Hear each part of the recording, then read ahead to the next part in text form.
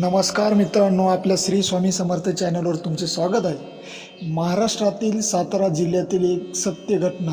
एक छोट्याशा गरेज गावात महादेव जाधव नावाचा एक शेतकरी राहत होता, पण गेले अनेक वर्षापासून त्याच्या आयुष्यात संकटाचा डोंगर उभा राहिला होता आणि शेतीत नुकसान, बँकेचे कर्ज आणि घरातील आजारपण आणि मुलाच्या शिक्षणाची चिंता यामुळे त्याचे मन पूर्णपणे खचून गेले होते।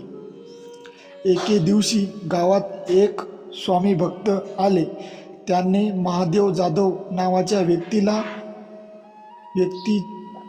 पाहून शांतपणे सांगितले, बाळा, संकटातून बाहेर पडायचे असेल तर श्रद्धेने श्री स्वामी समर्थ या नावाचा जप कर।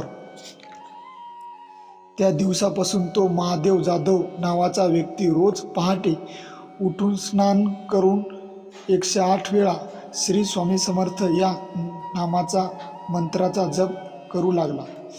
प्रत्येक गुरुवारी मंदिरात जाऊन सेवा करून लागला।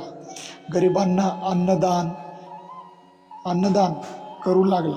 काही दिवस काहीच महादेवाच्या आयुष्यात बदल झाला नाही, पण त्याने श्री स्वामी समर्थाचे नामस्मरण कधी सोडले नाही। एका रात्री महादेव या व्यक्तीला स्वप्न पडले। तेजस्वी प्रकाशात श्री स्वामी समर्थाचे दर्शन झाल्यासारखे त्याला वाटले। त्या व्यक्तीच्या होठावर एकच वाक्य होते, भिवू नकोस, मी तुझ्या पाठीशी आहे। तो महादेव नावाचा व्यक्ती सकाळी उठल्यावर त्याच्या मनातील भीती नाहीशी झाली होती। तो पूर्वीपेक्षा अधिक आत्मविश्वासाने काम करू लागला। त्या वर्षी त्या महादेव नावाच्या व्यक्तीच्या शेतात चांगला पाऊस झाला। शेतीत खूप चांगले पीक आले। अनेक महिन्यापासून अडकलेले पैसे मिळाले। मुलाला नोकरी मिळाली आणि त्या महादेव नावाच्या व्यक्तीच्या घरात आनंदाचे वातावरण झाले। महादेव म्हणू लागला, संकटे संपली म्हणून मी नाम घेत नाही, नाम घेत राहिलो म्हणून संकटाला तोड देण्याचे बळ मिळाले।